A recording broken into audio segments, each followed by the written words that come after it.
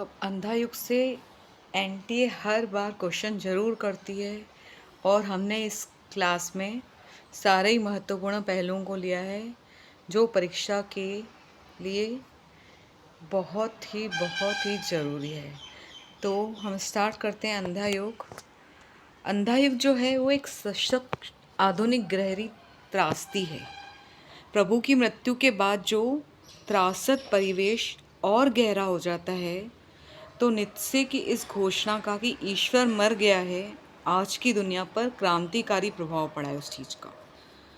जो पुराने मूल्य थे यहीं पर अंतिम रूप से टूट जाते हैं, परंतु इसी जगह से नए मूल्यों का बनना शुरू होता है। भारती ने मूल्यों की तलाश में 3 नाम दिए हैं, एक तो साहस, एक स्वतंत्रता और एक सृजन। पर ये मूल्य नितांत व्यक्तिक हैं, इसलिए इतनी बड़ी त्रासदी में वे कहीं ठहर नहीं जाते हैं और न वे विश्वसनीय ही लगते हैं। किंतु इसे अंधा युग के महत्व में कमी नहीं होती। अगर इन मूल्यों का समावेश इसमें न होता तो इसकी भयावहता में सामाजिकता अपना मूल्य अनुचिंतन स्वयं करते। जो अंधा युग की भाषा है वो इतनी सरल है, टोन के उतार चढ़ाव हैं, उसमें लय है, क्रियात्मकता है, जिसके कारण वो नाटकीय स्थितियाँ जो है एक बिंब प्रस्तुत करती है और उससे यथार्थ का एक नवीन रूप देती है। यथार्थ के एक जो नवीन रूप है और जो उसका चित्रण है, उसके फलस्वरूप अंधा युग की जो सृजनता है उसे हम इस नाटक में देख सकते हैं। वस्तुतः यह तनावों का नाटक है, संघर्ष का नहीं। नाटकीयता तनाव में होती है। अश्वत्थामा का अंत संघर्ष सामाजिकता को तनावपूर्ण स्थिति में डालता है। अपने ही को अनेक टुकड़ों में बांट देने वाला अश्वत्थामा का व्यथापूर्ण आक्रोश, युत्सु की यातना, गांधारी का आवेश, धृतराष्ट्र की आत्मभर्त्सना, संजय की अभिशप्त चीख से घिरकर युद्ध स्थितियाँ जो है, ये सारी की सारी स्थितियाँ युद्ध के पूर्णतः नाटकीय बना देती है। तो स्टार्ट करते हैं हम अंधा युग। इसमें हर बार बच्चन जी की बुक से भी आता है और इन्होंने 2-3 बुक्स को साथ में लेके चलते हैं। कहीं से भी कुछ भी ऑब्जेक्टिव टाइप में आपको क्वेश्चन पढ़ देंगे, 3-4 ऑप्शन देंगे, उसमें से बताएंगे कि कौन सा सही है कौन सा गलत, या आपको एनालाइज करना है, तो उसको बिल्कुल ध्यान से ही पढ़ना पड़ेगा। तो धर्मवीर भारती का जो अंधा युग है, जिसका प्रकाशन 1955 में हुआ था, उनकी समस्त कृतियों का यह शिखर है। इसमें महाभारत के 18वें दिन के युद्ध के बाद की यह कथा ली गई है, बाद की, ठीक है, जिसमें प्रभास तीर्थ में कृष्ण की मृत्यु भी सम्मिलित है। वस्तुतः यह नाटक युद्धजन्य अर्ध सत्यों, कुठाओं, अंधी स्वार्थपरता, विवेक शून्यता आदि के बीच आस्था, दायित्व और ज्योति का उद्घाटन करता है। अंधों के माध्यम से यह ज्योति नाट्य है। यह विचित्र युद्ध था, किसी की भी जय नहीं हुई थी। विजय केवल अंधेपन की होती है, शुभ और कोमल पराजित होते हैं। सभी युद्धों की यही परिणति है। इसमें ईश्वर की भी मृत्यु होती है और उसका स्थान व्यक्ति का उत्तरदायित्व होता है। मतलब ये बता रहे हैं कि कुछ भी हो जाए, अंधा युग में क्या हुआ था, एक युद्ध हुआ था। अब युद्ध जो होना, युद्ध की जो स्थितियाँ होती है, युद्ध होना ठीक नहीं है, क्योंकि युद्ध के बाद हम सिर्फ और सिर्फ जन और धन की हानि होती है, उससे किसी का कुछ भला नहीं होता है। तो वो बोल रहे हैं कि युद्ध करना तो सही होता ही नहीं है किसी भी परिस्थिति में। आगे देखेंगे हम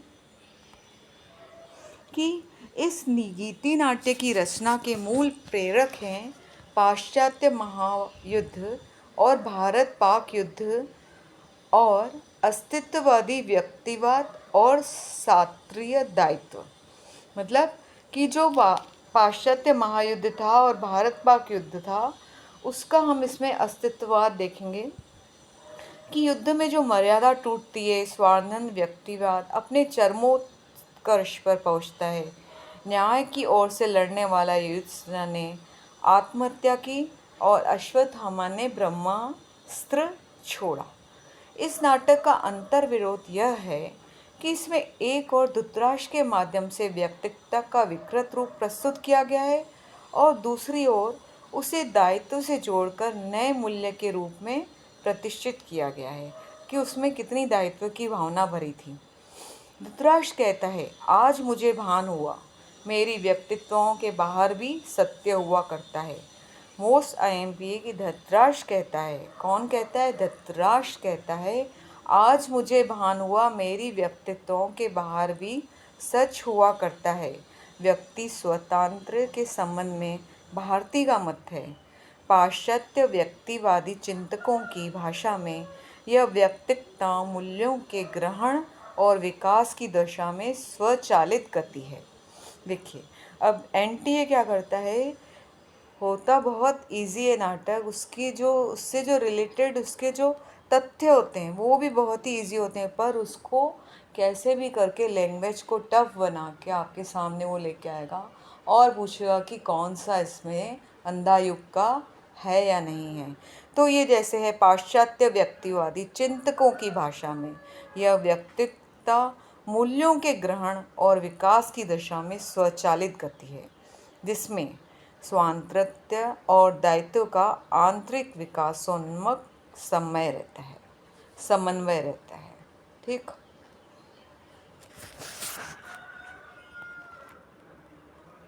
अब इसकी भूमिका देखते हैं। इसमें ये कहते हैं कि अंधा युग कदापि न लिखा जाता यदि उसका लिखना न लिखना मेरे वश की बात रह गई होती। इस कृति का पूरा जटिल वृत्तांत जब मेरे अंतर में उभरा तो मैं असमंजस्य में पड़ गया। थोड़ा डर भी लगा कि इस अभिशप्त भूमि पर एक कदम भी रखा कि फिर बच कर नहीं लौटूंगा। ठीक है ना। अंधा युग, अब वो अपने विसंजस्य की स्थिति प्रदर्शित करते हैं कि इसका लिखना या न लिखना मेरे वश की तो बात ही नहीं थी। इस कृति का पूरा जटिलवान मेरे अंतर में उभरा है तो मैं असमंजस, मतलब मैं कठिन परिस्थितियों में फंस गया कि मैं लिखूं या न लिखूं। थोड़ा डर भी गया था। कौन डर गए थे? तो धर्मवीर भारती ने इसकी भूमिका लिखी है। आगे देखते हैं। पर एक नशा होता है, किस चीज़ का? अंधकार के गरजते महासागर की चुनौती को स्वीकार करने का, पर्वत का आकार, लहरों से खाली हाथ जूझने का, अनमापी गहराइयों में उतर जाने का, फिर अपने को सारे खतरों में डाल के आस्था के, प्रकाश के, सत्य के और मर्यादा के कुछ कणों को बटोर कर या बचा कर धरातल तक ले जाने का। इस नशे में इतनी गहरी वेदना और इतना सुख मिला हुआ रहता है कि उसके आस्वादन के लिए मन बेबस हो उठता है। उसी की उपलब्धि के लिए यह कृति लिखी गई थी। ठीक है ना। इसमें एक नशा बताया है कि अंधकार में गरजे हुए महासागर की चुनौती को स्वीकार करने का। अंधा युग है ना ये, तो अंधकार में जो है महासागर है जिसमें हम डूबे हुए हैं अंधे युग में। पर्वताकार लहरों से खाली हाथ जूझने का। अब हमारे हाथ में तो कुछ है नहीं कि हमें क्या है, हमारे हाथ में कुछ भी नहीं। युद्ध के बाद क्या होगा, किसकी जीत होगी, किसकी हार होगी, कुछ भी डिसाइडेड नहीं है। तो इस अंधा युग में जाने से, गहराइयों में उतरने से, खतरों में अपने आप को डालने से, आस्था के, प्रकाश के, सत्य के मर्यादा के कुछ कणों को बटोर कर हम इसमें गहरी वेदना और तीखा सुख घुला मिला रहता है और उसी की उपलब्धि के लिए कृति लिखी गई है। फिर एक स्थल पर आकर मन का डर छूट गया है। कुंठा, निराशा, रक्तपात, प्रतिशोध, विकृति, कुरूपता, अंधापन, इनसे हिचकिचाना क्या। अब देखिए, जो चीज़ें हमारे अंदर है, मतलब जो हमारे अंदर डर है, एक निराशा भरी हुई है, एक प्रतिशोध भरा हुआ है, कि एक अंधापन है, तो ये जो तो सब चीज़ें हमारे अंदर ही है ना, तो इससे डरना क्या। इन्हीं में तो सत्य के दुर्लभ कण छुपे हुए हैं। मतलब जो हमारी शॉर्टकमिंग्स है वो हमको पता है, तो हम उनसे अगर डरेंगे तो हम कहीं पे भी कोई जीत हासिल करेंगे नहीं। तो इससे डर कर नहीं, इसको बाहर निकल कर उसको फेस करके, तो वो कहते हैं तो मैं इनसे क्यों न निडर धंसूं, इनमें धंस कर भी मैं मर नहीं सकता। हम न मरे मरे संसारा। ये कबीर जी की पंक्ति है, हम न मरे मरे है संसारा। पर नहीं, संसार भी क्यों मरे, मैंने जब वेदना सबकी भोगी है, तो जो सत्य पाया है वह अकेला मेरा कैसे हुआ। ठीक है ना। जब ये लड़ाई है, ये पूरी युद्ध जो ये सबकी लड़ाई है, एक धरातल ऐसा भी होता है जहाँ निजी और व्यापक का ब्रहा अंतर मिट जाता है। वे भिन्न नहीं रहते, कहियत भिन्न न भिन्न। यह तो व्यापक सत्य है जिसकी निजी उपलब्धि मैंने को ही उसकी मर्यादा इसी में है कि वह पुनः व्यापक हो जाए। तो ये जो भूमिका थी, आप इसको बहुत ही ध्यान से पढ़ेंगे, इसमें से कहीं से भी 3-4 ऑप्शन उठा के वो दे सकता है, और धर्मवीर भारती ने ही यह भूमिका लिखी है। ठीक। अब ये देखिए, इस दृश्य काव्य में जिन समस्याओं को उठाया गया है उनके सफल निर्वाह के लिए महाभारत के उत्तरार्ध की घटनाओं का आश्रय ग्रहण किया गया है। अधिकतर जो कथा वस्तु है वह प्रख्यात है, केवल कुछ ही तत्व उत्पाद है। कुछ स्वकल्पित पात्र और स्वकल्पित घटनाएं भी हैं इसमें, जो प्राचीन पद्धति भी इसकी अनुमति देती है कि दो प्रहरी हैं जो घटनाओं और स्थितियों पर अपनी व्याख्याएं देते चलते हैं। मतलब जो अंधा युग की जो शुरुआत होती है उसमें दो प्रहरी होते हैं, वो घटनाओं और स्थितियों को बताते चलते हैं कि बहुत कुछ ग्रीक कोरस के निम्न वर्गों के पात्रों की भांति है, किंतु उनका अपना प्रतीकात्मक महत्व भी है। कृष्ण के वधकर्ता का नाम जरा था। अब जो कृष्ण का वध करता था इसमें जरा नाम दिक्कत है, ऐसा भागवत गीता में मिलता है हमको, पर लेखक ने उसे वृद्ध याचक की प्रेत काया मान लिया है। पर जो लेखक है धर्मवीर भारती, उन्होंने इसको वृद्ध याचक की प्रेत काया माना है। ठीक है। तो यह भी इम्पोर्टेंट है कि कृष्ण के व्रत का नाम जरा जो था वो उस भागवत गीता में मिलता है, और लेखक ने उसे वृद्ध याचक की प्रेत काया मान लिया है। आगे देखते हैं हम कि जो दृश्य परिवर्तन या अंक परिवर्तन के समय कथा गायन की योजना है। अब लास्ट ईयर इन्होंने पूछा था कि दृश्य परिवर्तन और अंक परिवर्तन के समय कथा गायन की योजना है कि नहीं। तो देखिए, ये भी एक ऑब्जेक्ट उसमें ऑप्शन में ये वाला दिया था। यह पद्धति लोक नाट्य परंपरा से ली गई है। अब इसमें ये पूरा का पूरा पैरा बहुत इंपॉर्टेंट है कि यह पद्धति लोक नाटक परंपरा से ली गई है। कथानक की जो घटनाएं मंच पर नहीं दिखाई जाती उनकी सूचना देने और वातावरण की मार्मिकता को और गहन बनाने के लिए कहीं कहीं पर प्रतीकात्मक अर्थों को भी स्पष्ट करने के लिए यहाँ कथा गायन की पद्धति अत्यंत उपयोगी सिद्ध हुई है। मतलब कोई जो घटना हमें मंच पे नहीं दिखाई गई है या वातावरण की मार्मिकता को बनाए रखने के लिए हमने क्या किया, इसमें धर्मवीर भारती ने कथा गायन की योजना बनाई है। कथा गायन दो रहने चाहिए, एक स्त्री और एक पुरुष। कथा गायन में जहाँ छंद बदला है वहाँ दूसरे गायन का, ठीक है। तो मूलतः यह काव्य रंगमंच को दृष्टि में रखकर लिया गया था। यहाँ वह उसी मूल रूप में छापा जा रहा है। लिखे जाने के बाद इसका रेडियो रूपांतरण भी प्रस्तुत हुआ। मतलब ये जब लिख गया था तो इसका इन्होंने रेडियो का रूपांतरण भी प्रस्तुत किया था, जिसके कारण इसके संवादों में कि लय और भाषा को मानने में काफ़ी सहायता मिलती है। ठीक है। अब रेडियो रूपांतरण करेंगे तो उसमें लय और भाषा को मानने में, मतलब उसमें लय और भाषा बहुत ही अच्छी तरह से उसका मिक्सचर दिखाया गया है। मैंने इस बात को भी ध्यान में रखा है कि मंच विधान को थोड़ा बदल कर या खुले मंच वाले लोकनाट्य में भी इसको हम परिवर्तित कर सकते हैं। अधिक कल्पनाशील निर्देशक इसमें रंगमंच को प्रतीकात्मक भी बना सकते हैं। जो अधिक कल्पनाशील व्यक्ति है या अधिक कल्पनाशील नाटककार है वह इस रंगमंच को प्रतीकात्मक भी बना सकता है। ठीक है ना। अब हम इसके पात्र देखेंगे। इसमें पहले हम देखेंगे कि इसके अंक कैसे दिए थे। तो सबसे पहले जो आएगा वो स्थापना होगा, तो अंधा युग। अब पहला अंक क्या है, अब इसमें अब आप जैसे देखिए, जैसे हम लर्न करते हैं कि पहला अंक है कौरव नगरी, दूसरा अंक है पशु का उदय, तीसरा है अश्वत्थामा का अर्धसत्य, फिर अंतराल आएगा पंख पड़िए और पट्टियाँ, फिर चौथा अंक है गांधारी का शाप। अब पांचवा अंक है विजय, एक क्रमिक आत्महत्या, और उसके बाद है समापन, मतलब प्रभु की मृत्यु। अब हम जैसे इसको सीरियल वाइज याद करते हैं कि पहला अंक ये है, दूसरा अंक ये है। अब एग्जामिनेशन में वो पूछ लेता है कि पांचवा अंक एक क्रमिक आत्महत्या था, पांचवा अंक एक क्रमिक आत्महत्या था। तो उस समय हमको एक गौर नहीं हो पाता है, क्यों? क्योंकि हम इसको सीरियल वाइज लर्न करते हैं।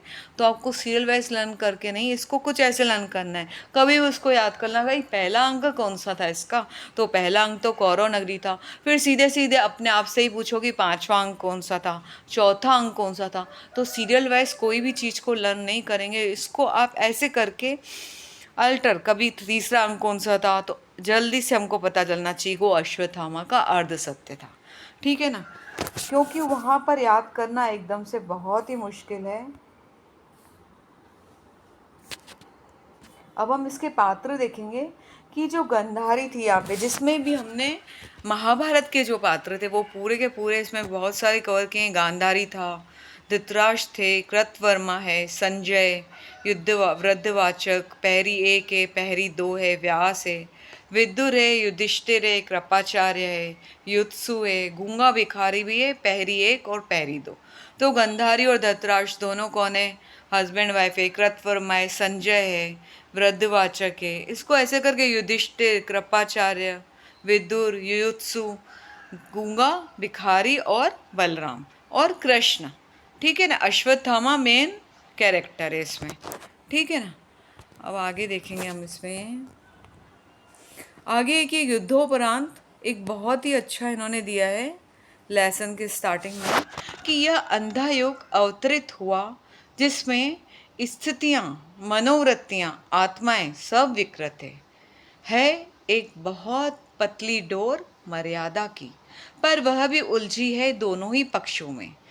सिर्फ कृष्ण में साहस है उसको सुलझाने का। देखो कि जो युद्ध में स्थितियां हैं, मनोवृत्तियां हैं, आत्माएं हैं, सभी की सभी विकृत हैं। सिर्फ मर्यादा की क्या है?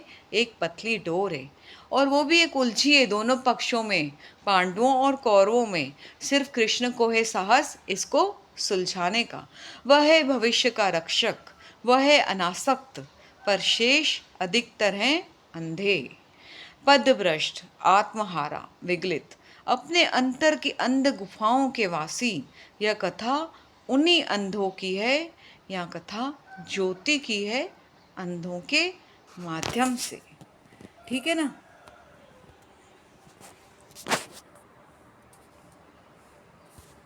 तो आप ये बताइए कि आपको ये क्लास कैसी लगी।